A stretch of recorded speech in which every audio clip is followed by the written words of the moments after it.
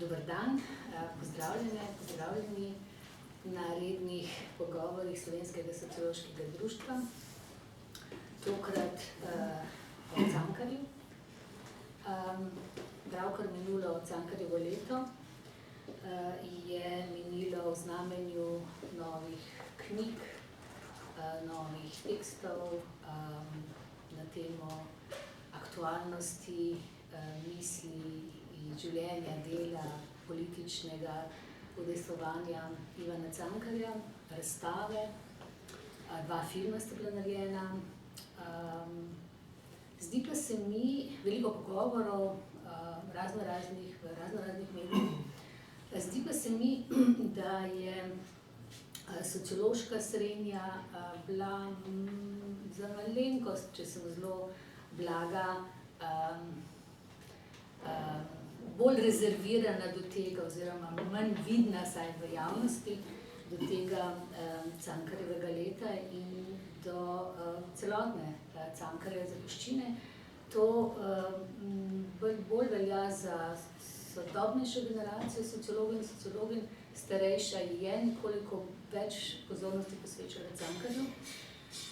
Zato sem prosila nekatere kolegice in kolege iz drugih znanstvenih disciplin, ki pa so se in se še vedno ukvarjajo s Cankarjem, da nam pomagajo zapolniti to neko vrzel v naših vrstah in da nam danes nekako prezentira nekaj svojih mnenj, stališč, ocen o aktualnosti Cankarjevih del. Pa sama seveda, kot veste, nisem strokovnjakinja za Cankarja in v današnji vlogi se nahajam zgolj zato, da bi ta pogovor lahko realizirali, ker sem ga pač inicirala, sem na koncu pristala, da tudi pogovor vodim in moja vloga se bo res glavno zadržala pri tem. Današnji moji gosti so Janez Pipan, Primož Vitez, Vanesa Metajc in Srečo Dragoš. Pogovor bo potekal tako, da bom najprej vsakomur zastavila nekaj vprašanj. Po vrsti, približno po takem vrstnem letu, ki sem jih danes predstavila. Potem bodo lahko med seboj po vseh teh predstavitvah oziroma odgovorih na vprašanja še sami referirali drug na drugega in potem bi odprla še diskusijo za vas. In se vam seveda zahvaljujem, da ste se danes odrekli lepemu vremenu zunaj in prišli teh nekaj minut preživeti z nami. Torej, naš prvi današnji gost je Janez Pipan, slovenski režiser, dramaturg, najbolj znan kot ravnatelj ljubljanske Drame, danes pa tudi predavatelj na AGRFT. Od leta 1980 do 1991 je bil režiser in dramaturg Slovenskega mladinskega gledališča v Ljubljani, nekaj let je potem režiral v različnih gledališčih doma in tujini. Od 1994 do 2008 je bil ravnatelj ljubljanske Drame, potem je nekaj let bil režiser v Slovenskem ljudskem gledališču v Celju. Bil je tudi predsednik Nacionalnega sveta za kulturo, zdaj kot rečeno predava na AGRFT. Redno piše kolumne v Sobotnem objektivu in seveda ne morem ne, da bi rekla, da so njegove uprizoritve bile deležne številnih nagrad in priznanj. In če se spomnim začetka lanskega Cankarjevega leta, torej, mislim, da lahko rečem, ali pa se zase lahko rečem, da se je tako rekoč začelo Janez s tvojo uprizoritvijo Hlapcev na velikem odru Drame. Preden preideva na Hlapce, pa me zanima tvoj odnos do Cankarja kot avtorja. Če se ne motim, ko si vodil po razstavi v Cankarjevem domu Cankar in Evropa, rekel, da si vzel 1 leto časa, da si prebral celotnega Cankarja in to ne samo enkrat, ampak letos tudi drugič. To se sliši za današnji čas kar neverjetno. V časovnem merilu, kako si nekdo lahko vzame toliko časa za prebiranje. Zanima me, odkot je izvirala ta tvoja odločitev in če morda lahko poveš nekaj več še o tem, kar si v tem istem prostoru v pogovoru s Ksenijo Horvat rekel o tvoji identifikaciji s Cankarjem. Torej, zanima me ta vajin odnos, morda tudi ta vajina socialna umeščenost, habitus, skratka, kje so te stične točke Ivana Cankarja in Janeza Pipana? No, sej, ko sem rekel, če sem, da sem si vzel leto za Cankarja, pravzaprav nisem s tem hotel reči, da sem tisto leto prebiral samo Cankarja. Ampak kot človek, ki se je pač odločil, da se bo v življenju posvečal gledališču, slovenskemu gledališču, s tem povezano tudi s književnostjo. Najbrž je taka odločitev skoraj nujna. Skratka, prebrati Cankarja v celoti se mi zdi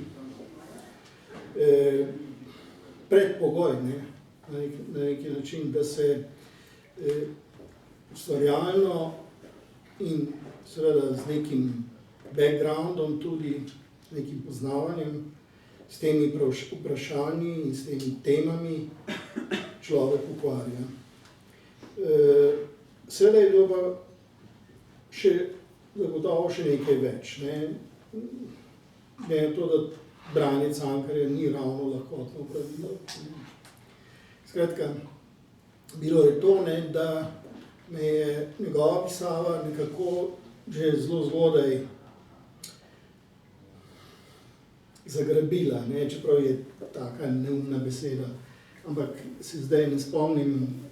Nagovorila, recimo, nagovorila, dobro, to je, kot bi me Jezus Kristus nagovoril, to je tako ravno ni bilo, Skratka, odkar sem prebral prve Cankarjeve stavke. Ja, spomnim se, prva knjiga, ki sem jo prebral, je seveda Moje življenje, obvezno šolsko čtivo, s tem, da sem jaz to knjigo bral že v osnovni šoli, in tisto, kar me je pravzaprav pri njej najbolj osupnilo, je bilo spoznanje, da je to, o čemer Cankar piše, tudi moje življenje.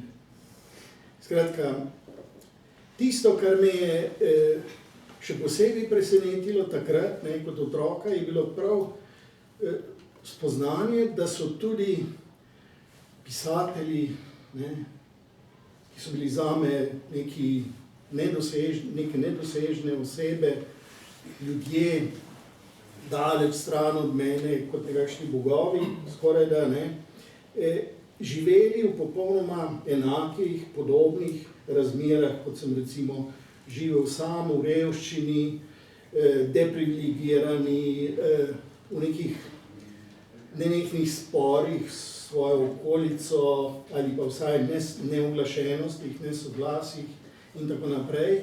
V šoli so nam seveda lepo razložili, da je bilo tako nekoč, potem pa je napredek, družbeni napredek in še posebej socializem sta poskrbela za to, da danes ni več tako, da je danes vse drugače in da so seveda tudi pisatelji potem nekateri celo doživeli te čase in se jim je godilo bolje kot v otroštvu. Jasno je, da sem krivdo za to, da sem jaz kljub napredku in socializmu še vedno reven in živim podobno, kot je živel Cankar, takoj pripisal samemu sebi, to krivdo seveda globoko ponotranil in se potem dolgo sramoval tiste svoje revščine. In Cankarjeva beseda mi je takrat v otroštvu nekako pomagala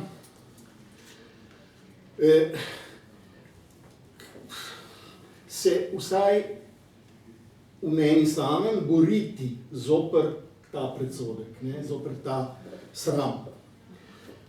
No, pozneje seveda so bili drugi razlogi, zakaj sem se lotil teh branj, to so bili poklicni razlogi, najprej v študentskih časih in potem zdaj, ne, ko to pravzaprav še vedno počnem, to leto, ne, se je zdaj raztegnilo že skoraj na 3 leta, ne, bo malo, ne, skratka pa še ni konca in najbrž ne bo, ne.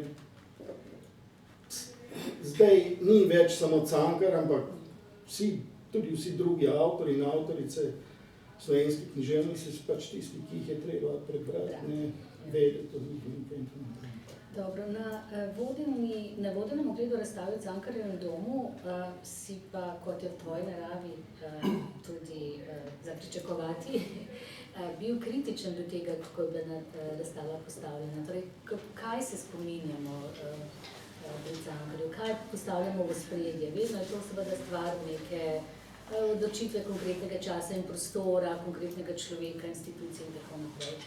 Kaj je tebe zmotilo na tej razstavi? Kaj je po tvoji oceni znova umanjkalo na tej razstavi? Spomnim se, si govoril o tujstvu, socialnem... Ja, no, seveda, tista dela, ki so na razstavi posebej izpostavljena in poudarjena, so seveda standardna kanonična dela, ne, ki ta kanon je že zelo star, ne, izhaja še iz časov socializma, po drugi svetovni vojni in se ne vem zakaj ne spremeni. Ne. Skratka, ne vem zakaj so nekatera besedila ostajajo v ozadju, pri tem mislim recimo na množico črtic in kratkih zgodb, ki jih je Cankar napisal, pri tem mislim na besedila, ki morda strogo literarno niso tako dovršena kot katera druga, pa vendarle so pomembna, kot so na primer tujci, ne, ki tematizirajo tujstvo in še nekatere druga dela povezana s to temo, ne. In seveda tisto, kar mi je pa posebej pravzaprav padlo v oči, je pa prazna lisa, ne, na katero bi lahko napisal politični spisi. Ne. Cankarjevi politični spisi, natančno ti, ki so ponatisnjeni v tej knjigi, pa še nekateri drugi, ne. Skratka, ti ne vem zakaj manjkajo, ker se mi zdijo prav ti spisi danes, za današnji čas, za ta trenutek, še posebej pomembni, da ne rečem aktualni. Skratka, govorijo o današnjem času enako, subverzivno, boleče, ostro, kot so govorili takrat o času, v katerem jih je Cankar izgovarjal in zapisoval. In seveda še kaj drugega, ne. Recimo na razstavi v Mestnem muzeju, ne, preberem v katalogu stavek, po Sarajevu se je Ivan Cankar odločneje, nekaj podobnega, ne spomnim se na pamet, spet obrnil k katoliški veri. Se pravi, znova, pri čemer je iz konteksta, ne, razvidno, da avtor tega besedila, ne, v katalogu ni kaj dosti preverjal dejstev, ki jih zapisuje, ampak jih je preprosto od nekod povzemal in prepisoval. In seveda, ne, še na več drugih mestih sem opazil to tendenco, to zagnanost, ne, da bi Cankarja ponovno zdaj, danes, leta 2018-2019, pokatoličevali, ne, da tako rečem. Ne. Še vedno in znova se operira z popolnoma zmotno zgodbo o tem, da je Cankar da so Cankarja v Sarajevu leta 1909, kot se je izrazil nadškof Josip Stadler, spreobrnili. Ne. Skratka, da je iz nekega anarhista, socialista in tako naprej se spremenil v vernega, zvestega katoličana, ne. Nobenih dokazov, nobenih dejstev ni, ki bi to potrdila. Ne. Dobro, zdaj smo v Sarajevu. Skratka, Cankar v Sarajevu leta 1907, kamor se zateče torej, k bratu v neki hudi osebni pisateljski krizi. Brat je seveda duhovnik, morda skozi to pridejo te interpretacije tudi, pa se jim pač na ta način pomaga. V 2 tednih napiše cel tekst. No ja, malo več. On pravi v mesecu in pol. Hitro. Tisto ključno se je zgodilo dejansko v drugi polovici oktobra 1909 in do tam nekje 6. novembra, ko je v Ljubljano poslal zadnje 5. dejanje drame. V tem obdobju je napisal skoraj vse, nekaj pa je jasno pripravljal že prej. Ja, to bi bilo moje vprašanje. Če je tako hitro napisal, to pomeni, da je ta tekst kar nekaj časa zoril v njem. Ja. In tisto, kar me zanima, tvoje mnenje, kako to zarenje, kaj je zarje, kako to, da je točno tak tekst točno takrat nastal. Kaj se je dogajalo takrat na Slovenskem, kaj je bilo s Cankarjem, vemo, da so bile volitve v deželni zbor, on je tudi kandidiral, če lahko malo poveže se te dogodke. Sej sledi Hlapcev sežejo prav tiste prvotne zamisli, recimo, ali pa ideje do volitev leta 1907, na katerih je Cankar kandidiral na listi Socialdemokratske stranke. In takrat si je v neko beležko zapisal samo cerkev in učitelj, da se ne motim. Idejo. Ta ideja pa je nastala na podlagi številnih člankov, ki so izhajali predvsem v časopisu Slovenec in ki so z zelo radikalnimi besedami, zelo radikalnimi obsodbami napadali tedanje liberalno slovensko učiteljstvo.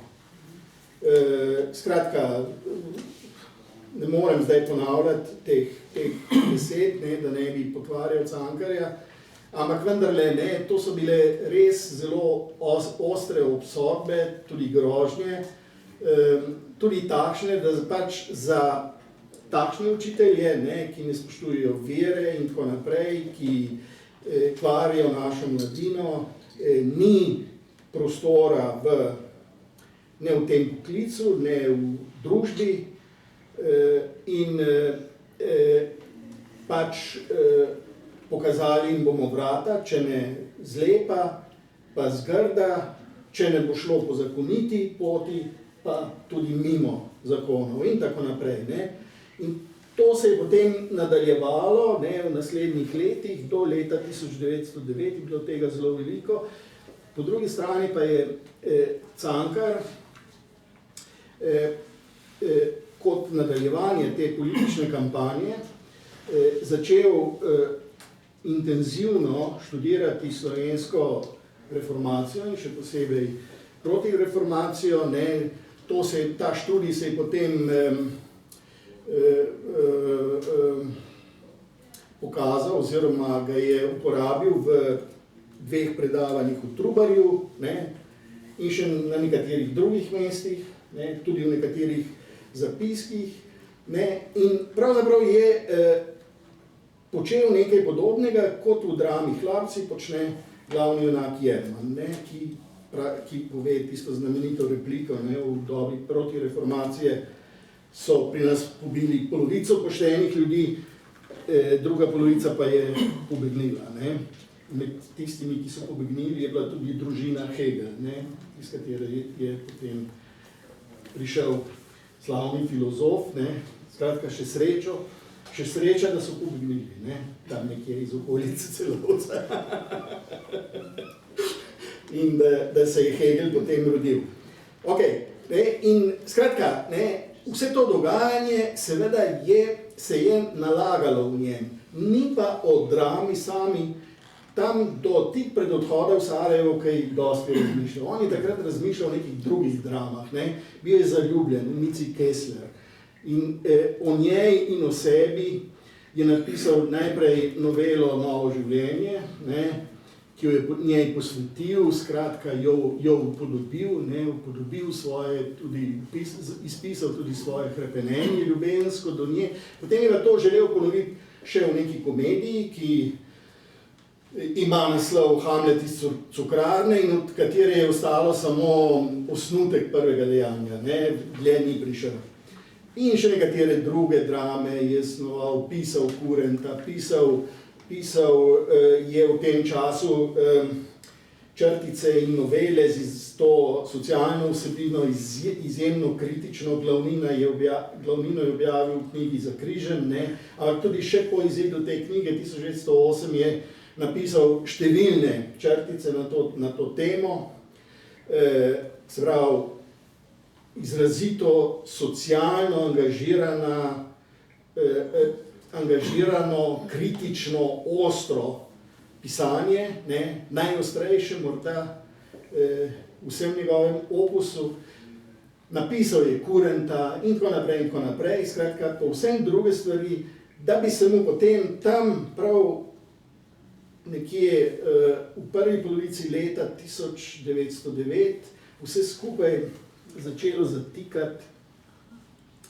Skratka, ni mu več šlo, Hamleta iz cukrarne ni uspel napisati do konca, drame Nioba ni uspel napisati, Kurent mu je šel izredno počasi, že z Novim življenjem se je mučil in tako naprej.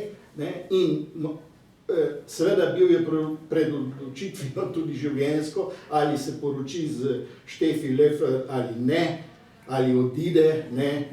Skratka, vse to ga je pripeljalo do odločitve, da sprejme povabilo tega sarajevskega škofa Josipa Štadlerja iz začetka leta 1909 in ga obišče. Obišče v Sarajevu, kjer je bil Cankarjev brat Karl tajnik pri nadškofu. In tako je odpotoval in na seveda zelo podoben način, v hudih mukah, krčih, v nekem, kako bi rekel, v življenjskem krču, ki je nihal od radikalne boeme do popolne pomiritve, ne, in koncentracije, ki jo je potem dejansko izkoristil za to, da je napisal Hlapce, ne, so se v teh krčih, dobesedno porodnih krčih se je ta drama rojevala tam ob Miljacki, kot so rekli, in nastala v nekaj 3 dni.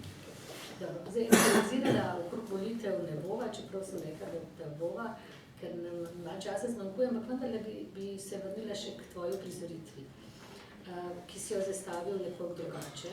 In me zanima, zakaj si pravzaprav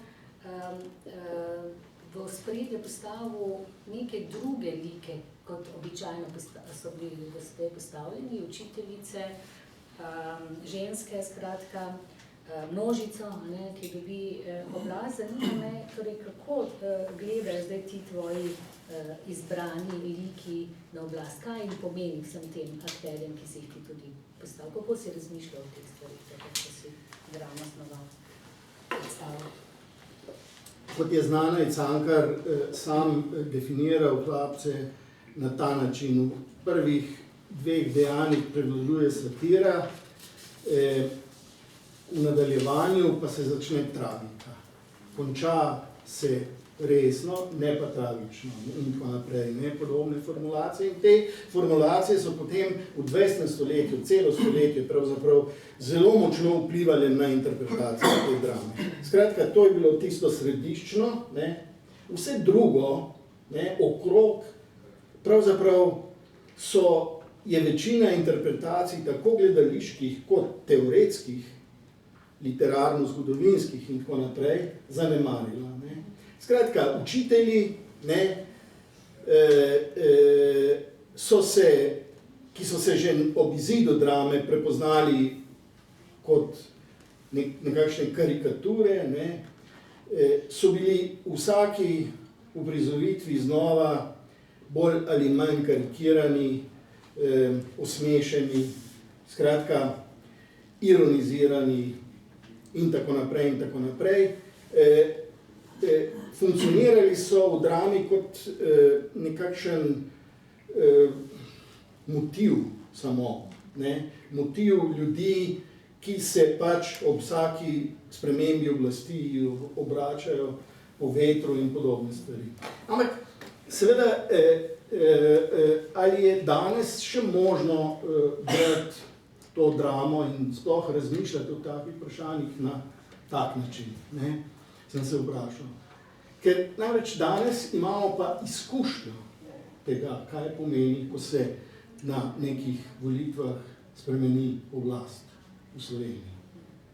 In ko dejansko pride do tega, ne, da ta sprememba lahko vpliva na življenje ljudi zelo radikalno, na ta način, da ne samo da izgubijo svoje položaje, ampak izgubijo tudi svoje službe, ne, možnost preživljanja celo in tako naprej. Celo univerzo. Seveda, ne, mislim, skratka, in ali je mogoče zdaj na človeka, ki se znajde v taki situaciji in se potem pač odloči tako ali drugače, ne, da se bo bodisi prilagodil in se nekako skušal preživeti ta udarec, ne, a je možno gledati nanj tako vzviška, enostransko, pač samo kot, obrača se po vetru, ne. Seveda ni mogoče, ne. Tudi takrat ni bilo, ampak vmes je bil pa neki čas, neko obdobje, recimo socializem, ne, ko so bile sicer tudi volitve, ampak te volitve takratne niso čisto nič vplivale na življenje ljudi, ne. Lahko bi bile, lahko jih pa tudi ne bi bilo, ne. Skratka, in nekako se je pozabilo na to, kaj pomenijo volitve, ne. Skratka, in še mnogo drugih razlogov je, zakaj pravzaprav ni več mogoče recimo komedije za narodov blagor brati izključno kot neke farse ali pa pohujšanja komedije, ne. Ampak se človek vpraša, kaj pa, če to berem drugače, če to berem kot resno dramo in recimo za narodov blagor se potem pokaže, ne, da se šele na ta način dejansko razkrijajo pravi momenti, prave razsežnosti tega dramskega besedila. In podobno je pri Hlapcih, ne. Se pravi, te učiteljice in učitelji se seveda res različno, nekateri tako, nekateri bolj eksplicitno, nekateri manj, prilagodijo novi situaciji, ampak seveda mene so zanimali in predvsem zanimale učiteljice z tistega vidika, ne, ki pokaže njihovo popolnoma elementarno človeško bivanje, ne. Seveda sem se spomnil socialnega položaja učiteljic po koncu 19. stoletja in še dolgo potem, in pač poskušal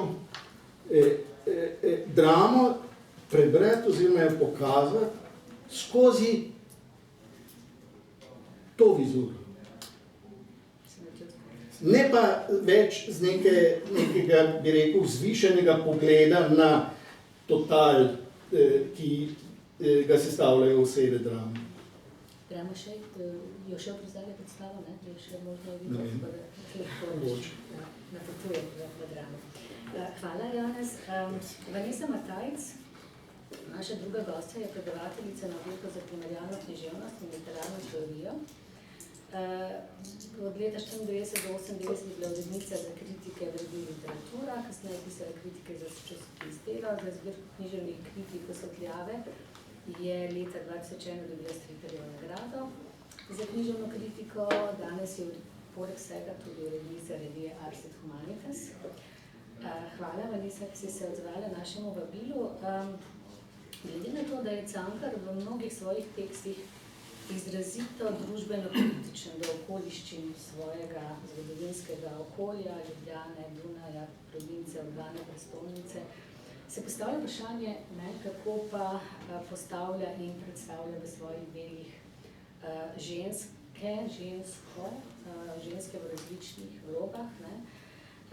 Ko govorimo Cankarju in ta posplošena podoba se bolj giblje med, ne vem, da učiteljica, ampak predvsem mati. Mati je tista osnovna figura, okrog katere se giblje pogovor, ko je pogovor o ženskah, posplošeno samo gledano govorim. In seveda trpeča mati je tista, ki se veže na Cankarja. Zdaj, letos jo je Štefančič preimenoval v Pošast, napotujem tudi na branje te knjige, 600 strani dele knjige. Vendar bi vseeno šla malček drugam, nekim drugim ženskim likom, manj znanim in v precej drugačni vlogi nastopa predvsem ta lik gospe Judith v istoimenskem tekstu, ki sem prav iz leta 1904, gospa Judith. Nekateri jo primerjajo dajo neke prispodobe z Emo Bohvari, Ane Karenino, ne vem, koliko je to na mestu. Samo nakratko bi, ker vem, da je slabo poznano ta tekst, predvsem med našo študentsko publiko, bom zelo nakratko, ti me boš pa popravila, če bom kje zelo zgrešila. Gospa Judith je ženska, ki se je poročila zelo mlada, preračunano, da bi si s poroko utrdila ustrezen družbeni položaj, do svojega moža pa ne goji nekih pozitivnih čustev, zato išče ljubezen pri drugih moških, a tudi pri teh ljubimcih pravzaprav ne najde tisto, kar išče. Nekako izgleda kot, da takega moškega, ki si ga ona želi, ne obstaja. Dosti podobno, razmišljate dosti? Ko iščemo partnerje, partnerke, Judith pa Cankar ne obsoja, kar je zelo zanimivo, jo ne obsoja. Torej ne obsoja, čeprav se vidi skozi tekst, da pač ona krši neka pravila in neka pričakovanja v zvezi z pripisano žensko vlogo v družbi. Zdaj, vprašanje, ki se tukaj ob tem pojavljajo, je, kako zdaj razumeti ta Cankarjev odnos do Judith. Ti praviš, da je Judith ženska, ki je neke vrste označuje še kot hrepenenski subjekt.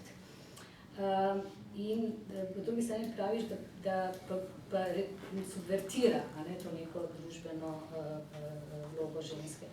Kako bi pravzaprav v tem primeru s to frazo, da literatura nastavlja družbe ogledalo, zdaj pokomentirala preko tega teksta? Hvala za vprašanje. Dejansko literatura ves čas ali prav vprašuje resničnost, na katero se nanaša, ki jo tako rekoč citira in postavlja pod vprašanje vse norme, ki jo upravljajo vsakokrat v vsakem zgodovinskem času in prostoru. In Cankarjeva literatura tu najbrž ni nobena izjema, kot se bo še bolj videlo, vključno s tem, kar je povedal kolega Pipan in kar boste verjetno še povedala kolega Primož in Srečo. Najbolj smo navajeni Cankarja povezovati z mitiziranim likom matere. Ikona Cankarinsko delica Kare pač vključuje tudi ta mitizirani lik matere. To je eno. Drugo pa je, tisto, kar pa gre čez vsa pričakovanja, ker ta lik matere, kakršnega vidimo, razbiramo, tako na splošno v Cankarjevem opusu, pač povsem ustreza, recimo zelo krščanskim socialno-moralnim normam Cankarjevega časa.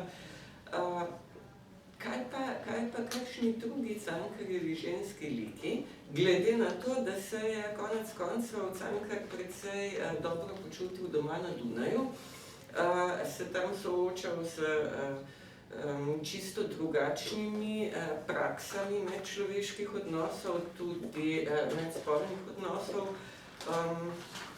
legaliziranih ali ne, vseeno. In tudi z Dunaja lahko kritično gledal na slovensko situacijo.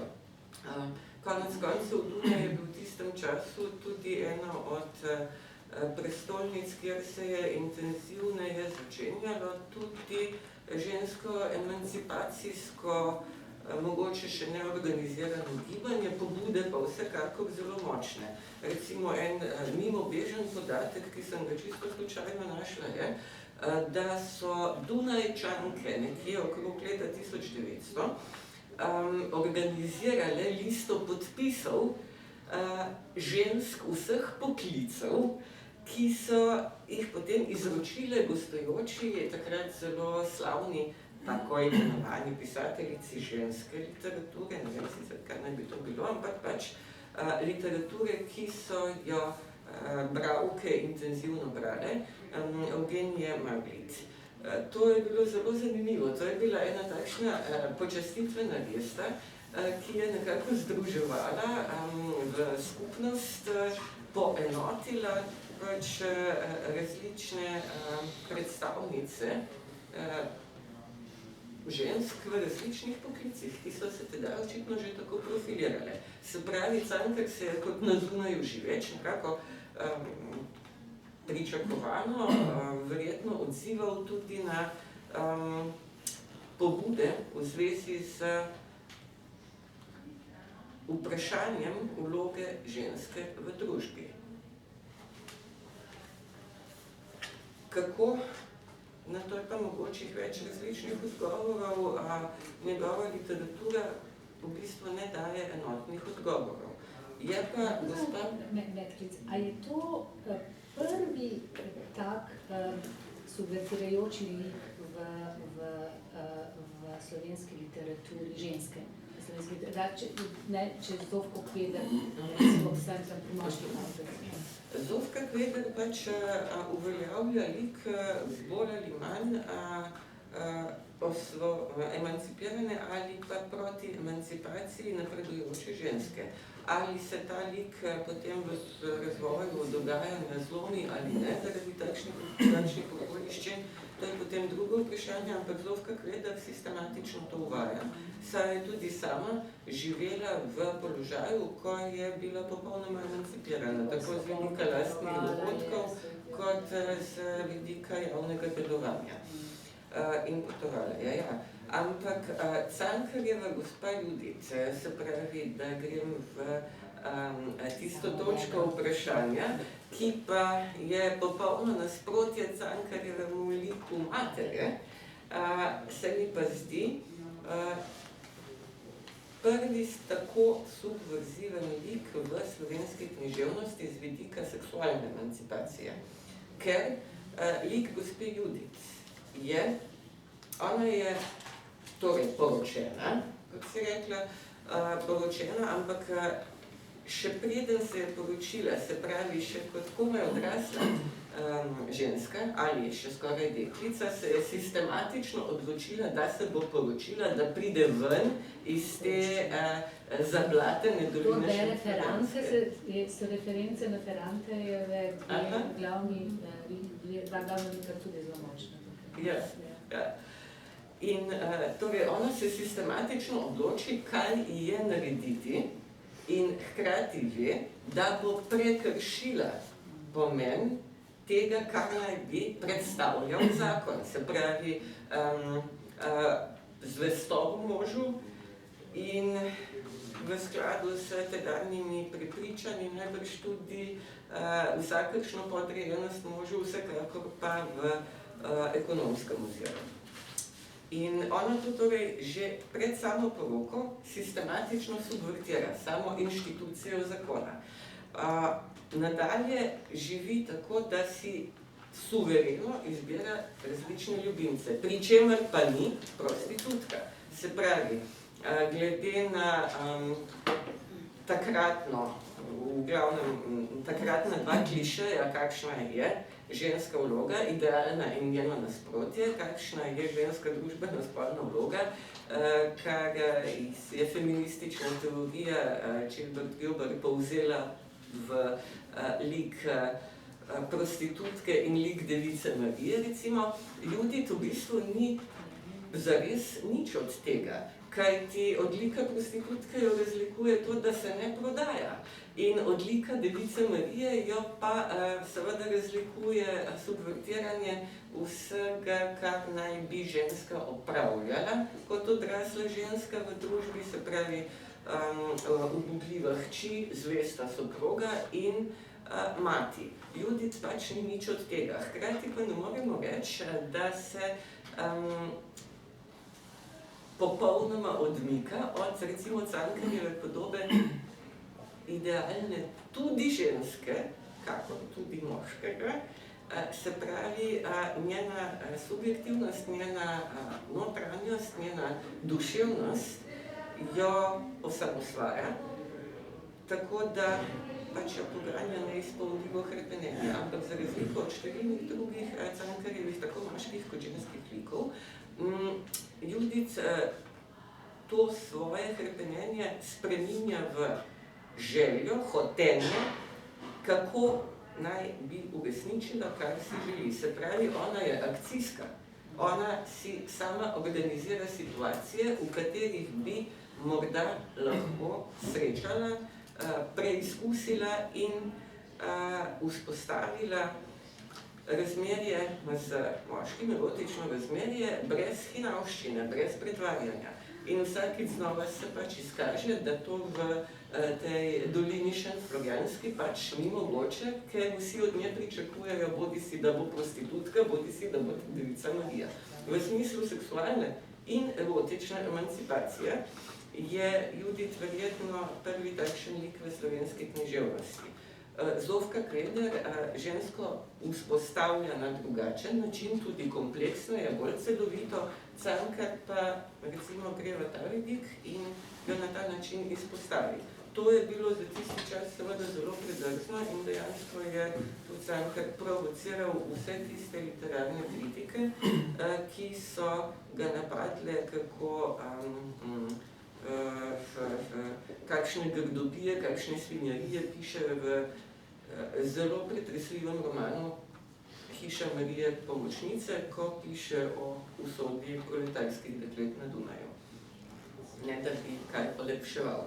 Je pa recimo Judith, za razliko od Jacinte v Pohujšanju v dolini Šentflorjanski, je Judith tista, ki je v prvem planu. Jacinta je recimo v drugem planu, nekako kondon ali sozavodnica protagonista Petra, medtem ko je Judith sama protagonistka in sama upravlja svoje življenje.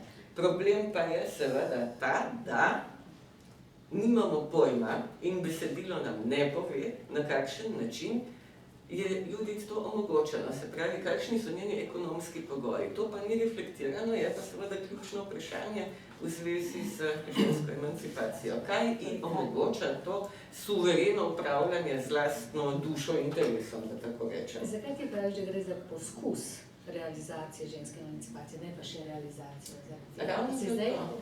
Ravno zato, ker določene, po moje, ključne stvari pa tu niso pojasnjene. Cankarju se torej Judith ne zdi problematična kot erotično emancipirana oseba, ki sama odloča o svojem telesu, sama odloča o svojem življenju, sama organizira situacije, v katerih preizkuša in se tudi smeje, ironično zasmehuje, subvertira okolje, razveljavlja norme okolja, vse to drži. Ampak kaj ji to omogoča? Kakšni ekonomski pogoji ji to omogoča?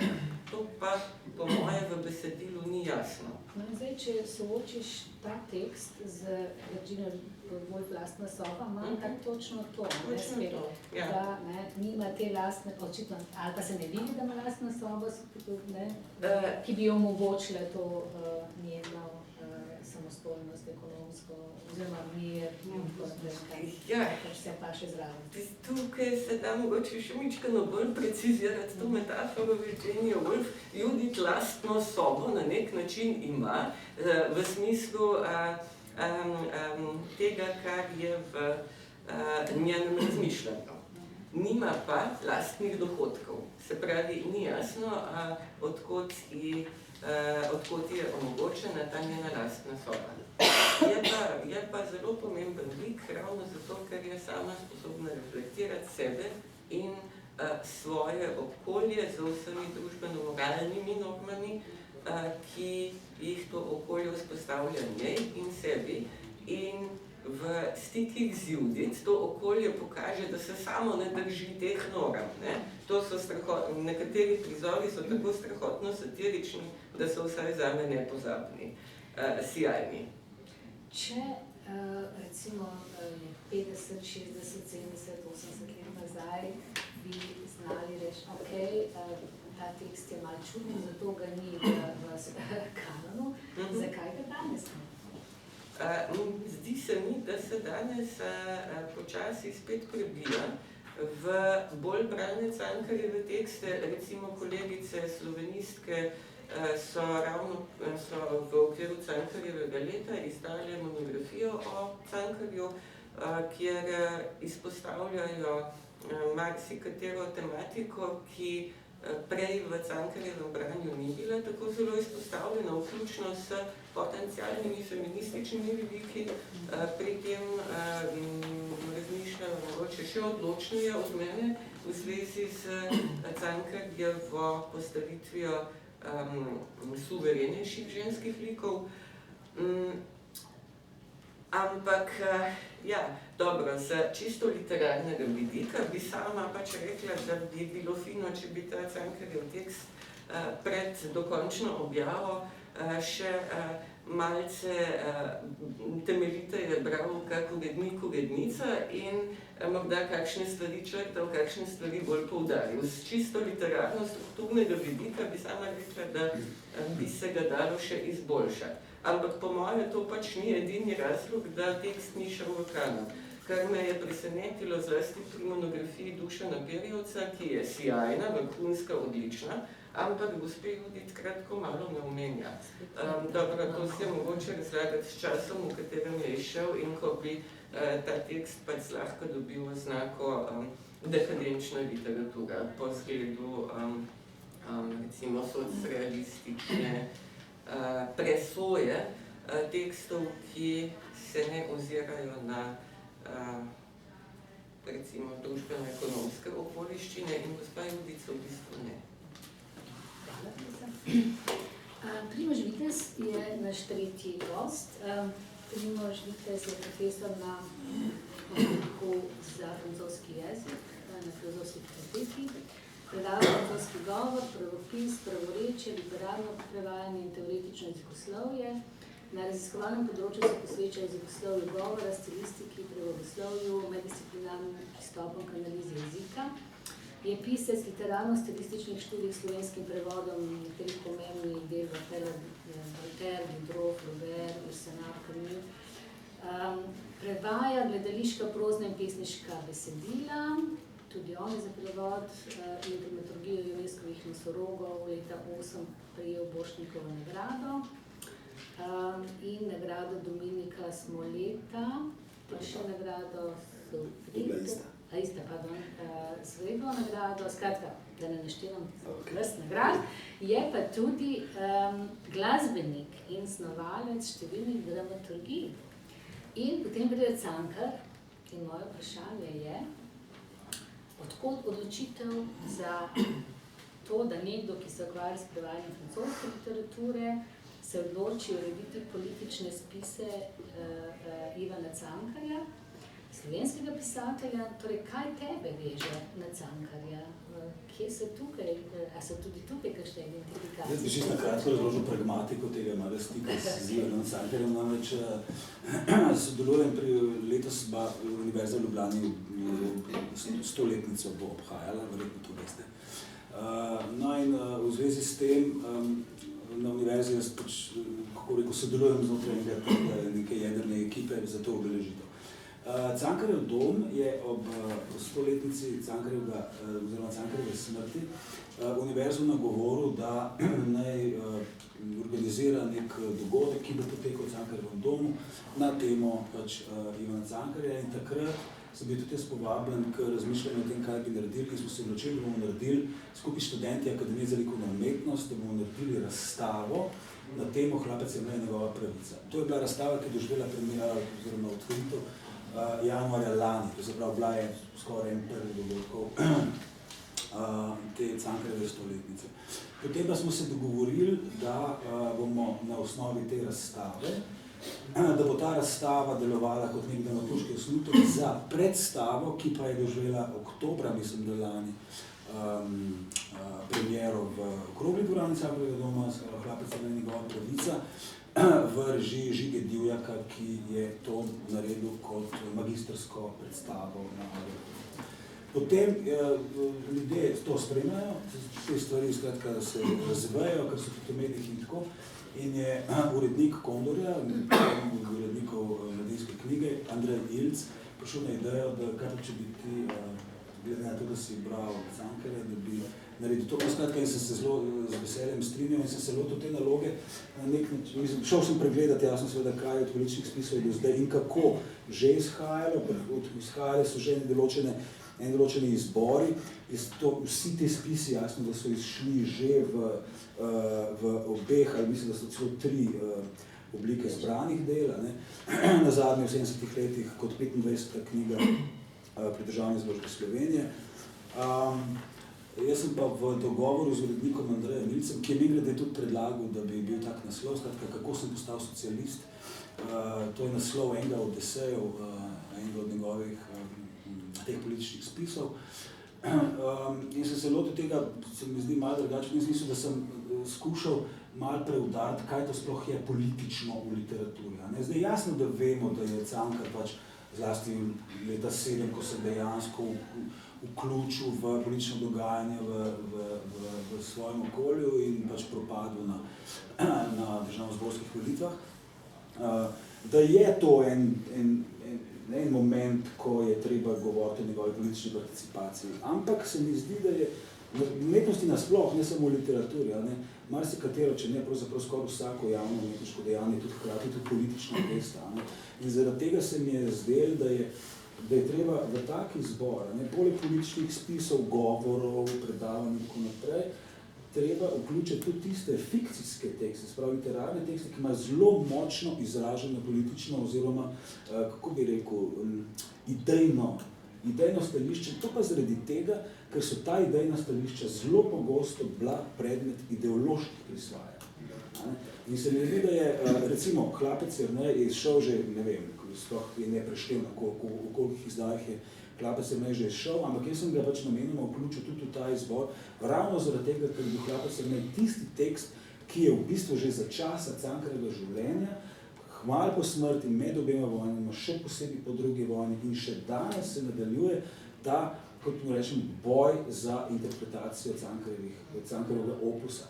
In da je Hlapec Jernej pravzaprav tisti, ki je v tekstu, v katerem se najbolj ostro pokaže ta, kako bi rekel, umetnik, Cankar, mislec kot paradoks na 2 nogah. Se pravi, kot človek, umetnik, ki združuje v sebi naravno, običajno, kot vsak, kot mi vsi v resnici, ampak s to razliko, da je on to javno in uspešno in talentirano počel, stvari, ki se navzven ideološkim presojam zdijo popolnoma nezdružljive in je zaradi tega v resnici ta boj začel potekati in ga ni konc še danes. Mimogrede, ravno na tem simpoziju 11. decembra sem jaz v resnici začudenjem poslušal kolego z primerjalne književnosti, Vida Smoja, recimo, ki je svoj referat pravzaprav posvetil temu, da bi utemeljil to, kako je Cankar katoliški pisatelj.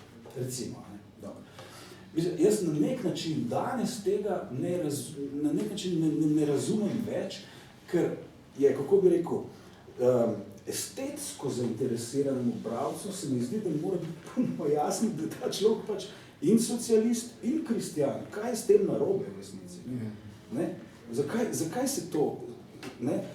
Recimo, ena primerjava, ki v bistvu si jo je zaslediti že v tekstih od Ivana Prijatelja, kmalu po, se pravi iz leta 21, kmalu po po Cankarjevi smrti, da obstaja neka možnost, da je Cankar bral Oskarja Wilda in njegov esej o človeški duši v socializmu. Ne? Tiste esej o človeški duši v socializmu je bil napisan leta 1991 in pravzaprav, kako bi rekel, vzdušje je podobno, kot je v teh socialno ali politično angažiranih Cankarjevih tekstih. Namreč, tam prva četrtina tega eseja govori o socializmu kot o senzibilizaciji družbe in posameznika, ne samo do sočutja, kar je v bistvu lažja pot, ampak do misli, ne, da je v bistvu, kako bi rekel, lažje biti empatičen do trpljenja, kot pa do misli, in da je to naloga človeštva v resnici, da se senzibilizira v tej smeri. Potem pa zadnje 2/3 pa recimo govori o Kristusu kot o prvem socialistu. In tukaj ni nobene razlike pravzaprav. Ne? Kristusova procesija, ki je na nek način pandan hlapcu Jerneju, je to. Ne? Se pravi, Kristus, ki s svojim plapolajočim ugrinjalom, rdeče barve pač, ne? Vodi slovensko ljudstvo, je seveda podoba, ampak je podoba neke prihodnosti, je podoba neke pravičnosti. Pesnitev 12, blok. Ja. To je bistveno, ne, ta navezava na bloka. Čeprav še malo več, leta 13 v tem istem spisu Cankar, torej kako sem postal socialist, zapisal najprej nekaj kritičnih stavkov o sebi, o svojem nepoznavanju družbenih razmer, ki bi jih kot študent moral, in o tem, kako se je bil na mesto, da bi se družbeno in politično angažiral, zatekel k literaturi. Zdi se, da je bivanje na Dunaju, da ga je radikaliziralo, ugotavljal krivice, oboštvo in tako naprej. Ampak potem pa zapiše še tale stavek. Uredba družbe, tista uredba, ki je dodelila vse bogatstvo zemlje in vse sadove človekovega uma, kapitalu brez imena ter mu zaslužila človeštvo, je izvirek vsega hudega. Ta stavek je lahko pisal marksist. Torej, moj komentar na to je bil marksist. Ja, ne vem, kakor jaz vem, je eno prvih Slovencev, ki so brali Nietzscheja, recimo. Za Marksa pa verjetno je. A smem samo nastaviti? To je lahko prebral v delu Nevarni socializem Edvina Kristana, ki je išlo 1908. Imam natančne citate. Sam mimo. To kaj? To, kar ste, mislim, to socialistično misel o koncentraciji kapitala, odnos kapital in delo, to. Ja, ampak on je na Dunaju bolj zelo. Ja, se na Dunaju, se je tam deloval, je bil član tudi avstrijska socialdemokracija, mimo ljudi. Ne bom se vmešavala, samo to, da povem, da... Kje se je navzel? Kje so bili njegovi, kdo so bile njegove referenčne točke za te socialistične ideje? Kaj je bral? Sedake, smo nekaj slišali, ne? Pa še smo vrgu Krek. Krek, evo. Pa Josip Stritar. To ga je tudi nekako prepričevalo k temu, da se mora tudi aktivirati politično, ne samo, skratka tudi ta Marksova teza, ne bomo samo, ampak se moramo svet tudi spreminjati. Oddaj ta knjiga iz leta 7, ne prej. Ne, to je socializem, ampak črne bukve, ki jih je dokazljivo bral, tudi v zvezi s Francem, je pa že konc 19. stoletja. Tisto je močno zadeva. No se kreki. Tako kot ste omenili, tu imate vse noter, imate socializem, še pol koraka prej socialnost, krščanski socialec, potem socializem, imamo krščanske socialiste in tu noter imate in Marksa in Kristusa. In ta paket je ključna, politična in tudi najmočnejša sindikalistična sila celo obdobje med obema vojnama. Pa so ga pa komunisti podrezali zadnji predstavnik, ki je bil Kozbek, Glasnik je bil pa prvi Krek, pa potem Cankar. V Franciji je bila podobna situacija s Charlesom Péguijem do leta 17 pač do smrti njegove v Prvi svetovni vojni in kasneje do smrti leta 1943 Simone Weil, v resnici ta kako bi rekel, radikalna krščanska filozofija, ki je v svoji radikalni veri ves čas vzdrževala in vzpostavljala stike s komunisti. in delala v tovarnah, delala v vinogradih, to je skoraj, nočem reči patološka zgodba, ampak je, tako radikalna filozofsko-religiozna zgodba, da je ona recimo pač, da se to je samo glede detajla, da je, svojo smrt pričakovala kot krono svojega bivanja po Kristusovem vzoru. Ampak hočem reči, da ti spoji, to, čemu se potem kasneje tudi mogoče v dnevni ali politični rabi ali v teh taksonomijah reče krščanski socializem, to je trajalo pravzaprav v resnici, razen mogoče v Italiji 80-ih let, samo do druge svetovne vojne. In zadnji, recimo... No, v Italiji pa Pasolini, ne, več čas. Ja. Ampak jaz vidim zadnji odziv, približen spoja te socialne misli z krščansko, ko bi rekel, nominalno identiteto v Angeli Merkel. Ampak dobro, je čist drug, ko bi rekel, pragmatičen primer, ampak zanimivo, to je Angela Merkel prihaja iz vzhodne Nemčije. Hočem reči, se mi zdi, da je bilo takrat v 70-80 letih ta način mišljenja še možen, jasno kot disidenco. Če gremo še malo nazaj na Cankarja, pa na Dunaj, pa na to tujstvo, pa na te socialne razmere na Dunaju, njegova revščina in tako naprej. Koga je to radikaliziralo v njegovih stališčih, v njegovih pogledih? To tujstvo, to... Jaz sem občutek, kako je Janez govori zelo lepo o teh dveh paralelnih zgodbah, njegovi in Cankarjevi. Jaz sem občutek, da je Cankar naravno živel, iz svoje izkušnje pomankanja in reči, da je naravno se, kako bi rekel, se izgradil v to vrstvo etično bitja. Da pač, ko je čutil na nek način, seveda se človek se primerja, pa ko je čutil krivico, kot recimo popiše v poglavju z otroki, v Hlapcu Ernera, recimo. Da je to, ko bi rekel, njegova življenjska izkušnja, da je pripeljala do te izostritve, te, kar bi rekel, socialne senzibilnosti. Jasno, ključno stiki z Janezovim evangelistom Krekom, ki je bil pomembna figura, takrat ne samo v političnem življenju, ampak tudi kot mentor. K Kreku so hodili mladi ljudje, dijaki, med njimi tudi Cankar, se pogovarjati o teh stvarih. On je bil na nek način njihov mentor. Se obstaja v obrazih Izbora Cankarja, intervju z Ivanom Cankarjem, ki pravi, sem bil pri Kreku, sem ga prosil, če mi posodi hvalnico norosti od Erasma Rotterdamske in mi je ni posodil. Recimo, v tem smislu. Potem pa seveda še ta izkušnja tujstva, ki je pa se mi zdi v tem smislu, da Cankar je v celoten opus, mislim, da tudi upravičeno tretiramo kot neko diagnozo, če ne celo prognozo v bistvu našega slovenskega kulturnega okolja. In da je bil za njega res ključen ta umik ali beg, ali nuja odhoda v eno drugo okolje, kjer je on seveda na lastni koži izkusil to dno neko.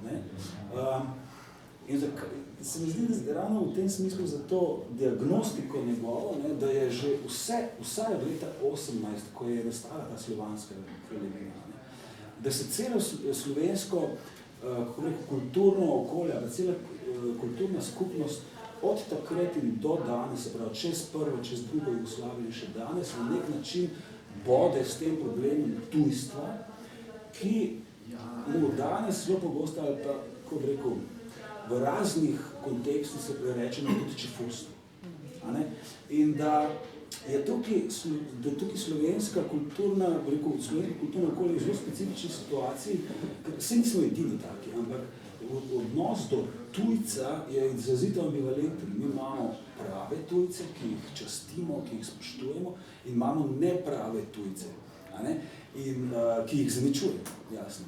In problem je seveda v tej ambivalenciji je problem to, kaj smo mi, ne, se pravi, kako se mi umestimo med ta dva odnosa. In nažalost moramo ugotoviti, da zelo pogosto vidimo, da je posledica tega v resnici neka oblika samozaničevanja. Da zelo velikrat mi vidimo, da to, kar je tukaj, itak je, načeredno marsikjer indica, če opazujemo razmerje ali pa razmere v tej družbi, nam to pove. Je pa seveda to paradoksno, ker konec koncev nekdo, ki recimo, da je Cankar uspel, da je uspel iti na Dunaj. To je od tukaj izgledal uspeh, absolutno, tako kot danes izgleda uspeh, da gre, ne vem, Koležnik v Düsseldorf, pa Stuttgart, pa recimo, ali pa ne vem kdo, skratka, da uspe. Ampak kar se mu zgodi, ko pride v pravo tujino, na nek način postane čefur. In je tukaj ta, kako bi rekel, ta paradoks, ne moramo reči jasno paradoks slovenstva, ampak paradoks takih družb, ki ves čas živijo v tej dvojnosti in so na nek način frustrirane ves čas s tem. Dobro, hvala. Še zadnji današnji gost, profesor Dragoš, sociolog, eden aktivnejših in razpoznavnejših slovenskih sociologov, predavatelj na Fakulteti za socialno delo in sicer pokriva področja, kot so temeljne teorije družbe, socialno delo, družbene neenakosti, socialno omrežja, religija in socialno delo. Sreča Dragoš je tudi eden zvestejših analitikov in kritikov socialnih politik v slovenskem političnem prostoru in bi ga lahko pravzaprav tega, ker se ves čas javno oglaša, uvrstili v tisto kategorijo, ki jo rečemo public sociology. Sreča, hvala za to tvojo aktivnost. Res, z vsem spoštovanjem. Skratka, Srečo, ti in jaz oba predava neke vrste uvodne kurze v sociologijo. Jaz ugotavljam, da je vednosti o polpretekli zgodovini, politični in socialni med mlajšimi generacijami bolj malo. In me zanima tvoje mnenje, kaj bi morali uvrstiti med temeljne sociološke tekste od Cankarjevih tekstov, zato da bi tudi ta del neke socialne politične zgodovine naši študenti, študentke malček bolje poznali. Kaj bi te tekste bi dal v obvezno literaturo? To je zelo navadno. Poskusi. Vprašala, kaj mi je najljubše ali pa aktualno, zlahka odgovoril, saj bom. Zdaj, ko pa nekaj predpišemo, imamo vsi izkušnje. Naj bo še tako vrhunska literatura, ko ni boljšega recepta, da ti jo priskutiš. Če je obvezna, če moraš nekaj delati. Kot tisto dopolnilno se pisla, veš, kot rečemo branje. Recimo, da namigneš in pol sami odkrivajo, pa iz tega nekaj vrnja. No, jaz bi gotovo kar tudi nadaljeval z refleksijem Jernejem. Mislim, da je to, in točno zaradi teh razlogov ste mi že globe pobrali, kot se reče. Kar je bilo omenjeno, to je tudi ta izraz, ste uporabljali, paradoksalna knjiga. To je edina Cankarjeva knjiga, ki so jo vsi od leve do desne kritiki že v času 1907 izida pohvalili. Zakaj? Ker je tako lepo berljiva, nič se nafna tako kot leto prej z nekimi novimi formami novega romana in tako naprej, ampak ima zelo klasično strukturo po poglavjih, sestavljanja je iz dialogov, samo še slikce bi manjkale, recimo, zlahka razumljiva, nič preobtežena, kaj šele nabuhla, to, kar smo nekateri učitelj z metaforami in tako naprej. Popisuje tega Releža, njegovo zgodbo in tako. Po drugi strani, in to je edina taka knjiga, ki smo vsi priznavali berljivost in podobno, celo izredno bili presenečeni, kako je lahko on sposoben kaj razumljivega napisati. Po drugi strani, seveda so se pa že takrat, zdaj ponavljam to, kar je bilo rečeno, takrat so se pojavile zelo različne interpretacije, kaj to sploh pomeni, Hlapec Jedra. Ta kratka, razumljiva, berljiva novela. No in te interpretacije so bile izključujoče in tisto, kar bi rekel, je meni zanimivo, zaradi katerega, to je razlog, da velja še enkrat brati, ne, zadevo, je pa to, da te izključujoče interpretacije so tudi danes enake in enako izključujoče. To ne gre za v tem smislu, da imamo pač tako, kot smo prej govorili, različne interpretacije in potem pridemo nekako do zaključka, lahko vse skupaj vidimo noter. Ne?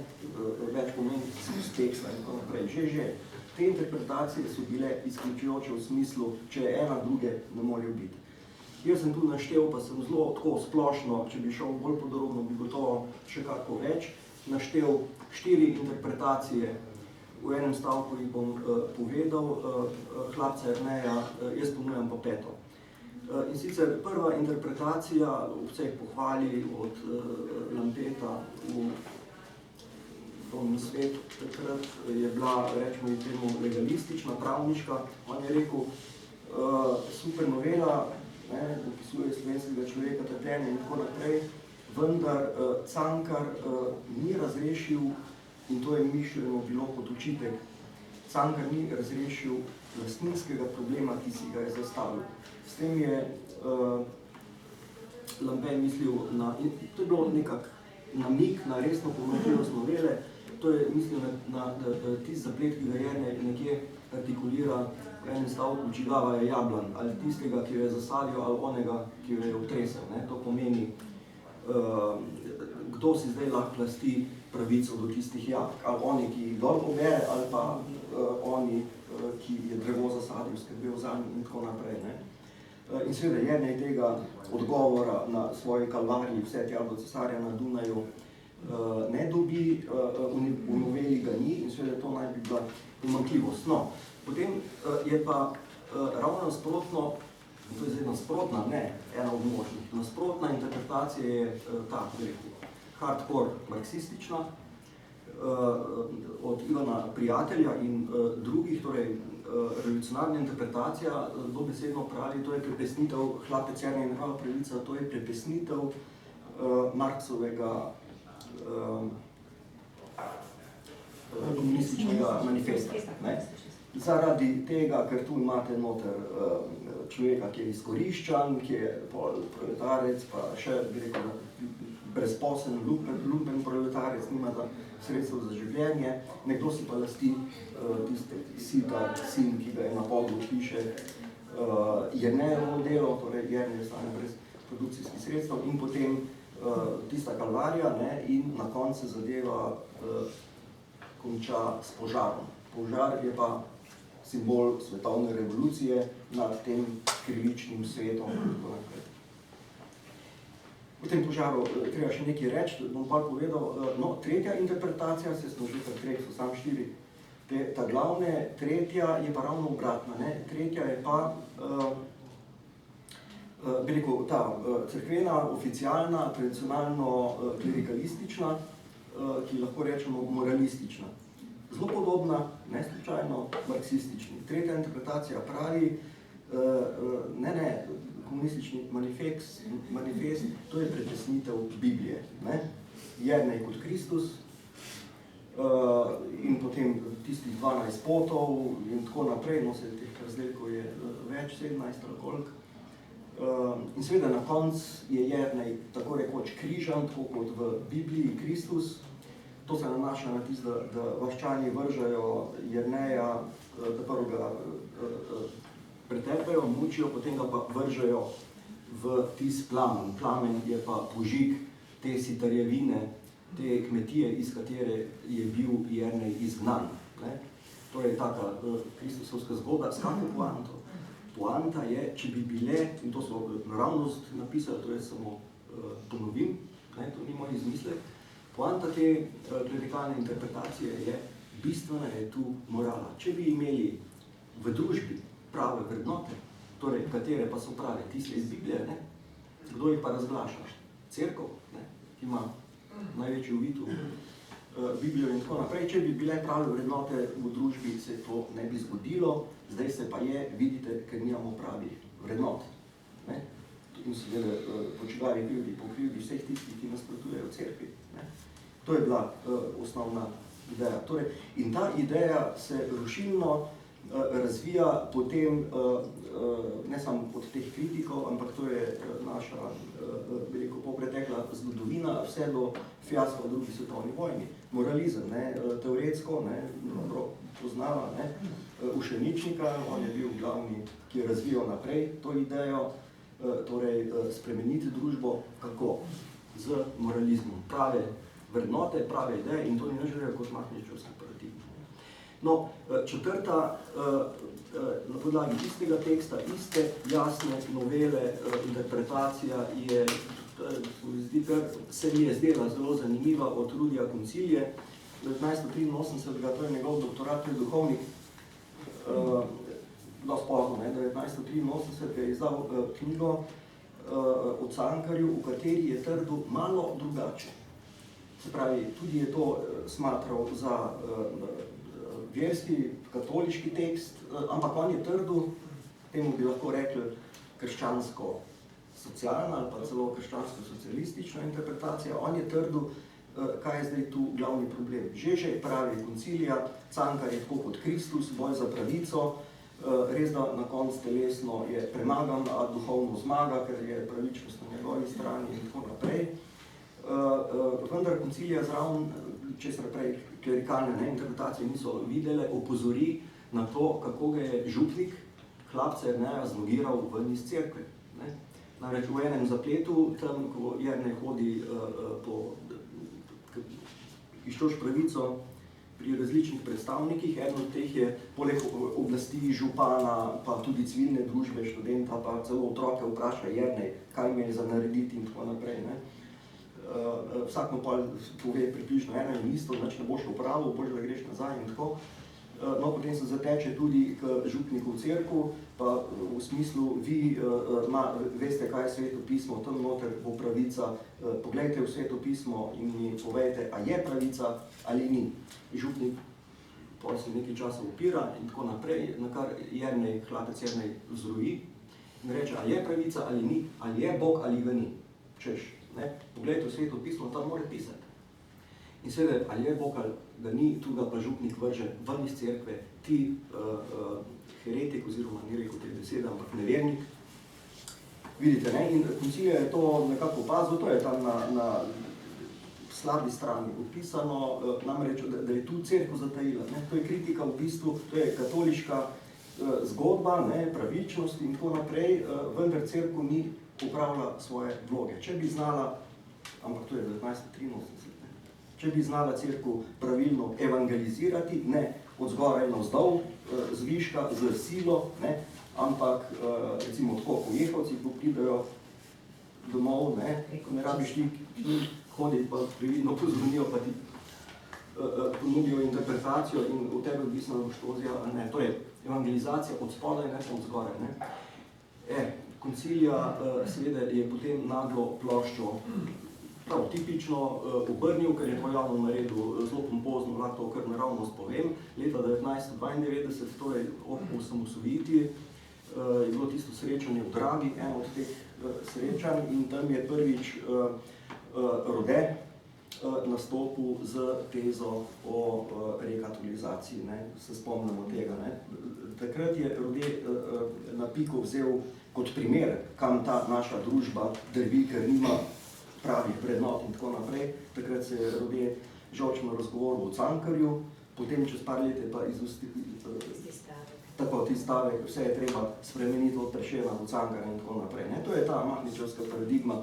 No in Concilija je hitro zraven pristavil, veliko še malo olja na ogenj, češ, ja, pa Cankar, pa sploh ni imel vrednot, kak ničejanec in tako naprej.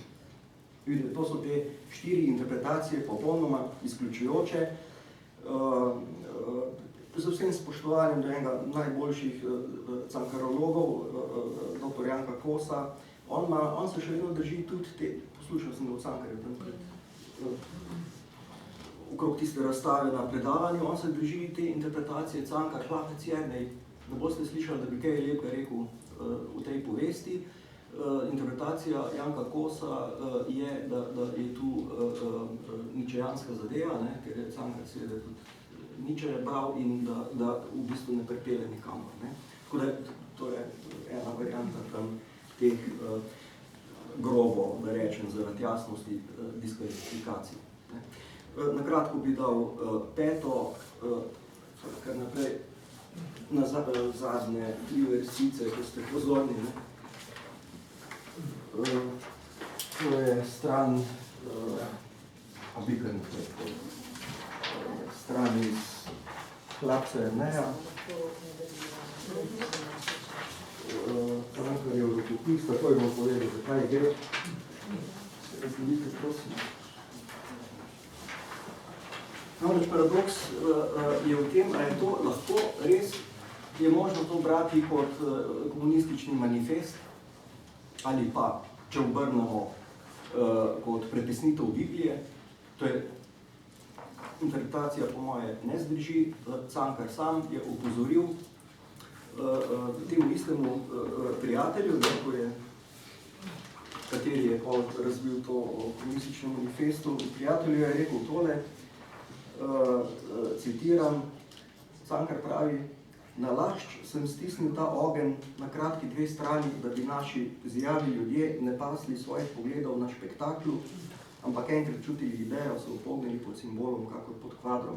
Torej, ta ogenj na koncu novele, Cankar pride, Hlapec Jernej pride nazaj iz romanja, neuspešnega na Dunaju, vas bogi vzmatrani in tako naprej, in domnevno zažge kmetijo.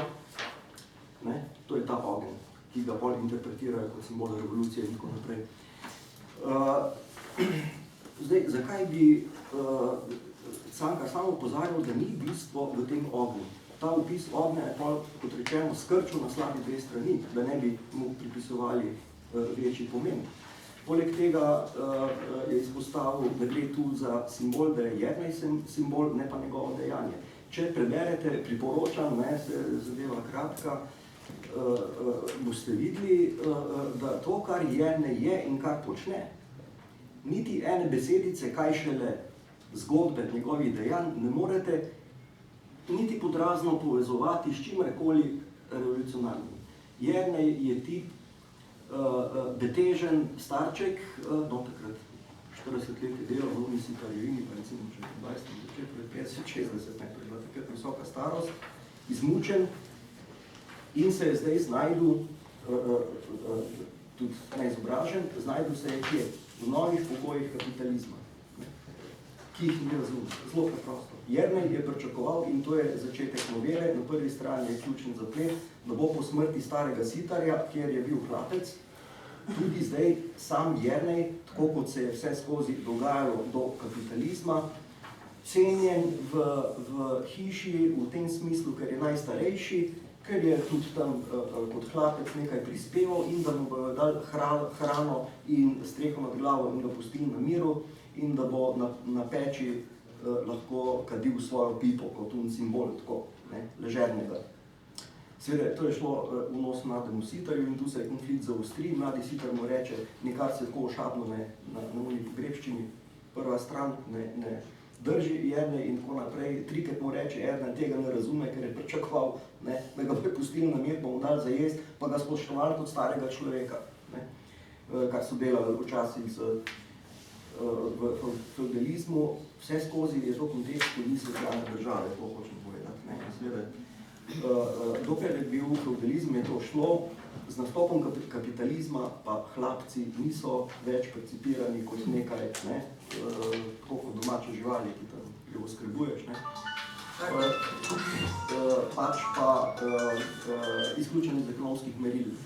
Po ekonomskih merilih stari Sitar Jerneja oslovi, ker Jernej mu ni več koristen, Jernej pa tega ne razume. In vsak, ki mu na tej usodi, na tej poti romanja odgovori na vprašanje, na Jernejevo vprašanje, kaj naj naredim, kdo ima zdaj prav, Jernej pričakuje, da bojo rekli, jaz imam prav in tako naprej, vsi mu rečejo, seveda imaš, sam zakonodaja je čist druga, ne boš nič opravil in Jernej tega ne razume. Zelo jasen namig, nikakor ne slučajen, zato sem te liste razdelil rokopisa, je v spodnjih 3 vrsticah, spodnjem odstavku, to je rokopis iz, to je stran Cankarjevega rokopisa, da boste videli, da ne gre za nobeno napako, on je zelo lakocepsko rokopis, prednje šel v tisk popravljal, potem je bil znan. Torej, kako se začne romanje, Jernejevo romanje na Dunaj, ker ko gre, ko je zdaj pognan čez prah, kot brezdomec, tako rekoč, gre iskat pravico vse tja do cesarja na Dunaj. Kako to zgleda? V prvi krčmi se ustavi, naroči večerjo, citiram zdaj to, hitro je povečerjal Jernej in je legal in je takoj zaspal, kakor da bi telo mahnilo v smrt ter ugasnile nenadoma vse misli. Takrat so se začele hude sanje Jernejeve. Tako je bilo. Na kar sledi dvopičje, to imate tam v 3. vrstici spodaj. In potem, ko se je zjutraj vzdramil, je krčmar napregal in peljala sta se in tako naprej. In za tem dvopičjem je cel opis poti na Dunaj. To se lahko, mislim, da ne bo še govarjala, ker to je pač ena od možnih interpretacij. To se lahko bere tudi kot sanje, ki se spremenijo v nočno moro. Sociologi mogoče šlak dodali stik z realnostjo.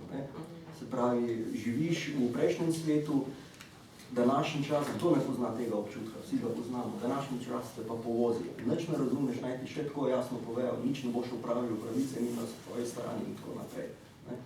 To je opis sanj, druga polovica in seveda tisti požar na koncu moraste sanje, če bi bilo karkoli v smislu revolucionarnega na tem požaru ali pa v smislu križanja Kristusa, pravičniškega, pompoznega, epohalnega, moralnega, če bi bilo karkoli, bi nekako pričakoval, da tekst nam to namigne, pa je ravno nasprotno.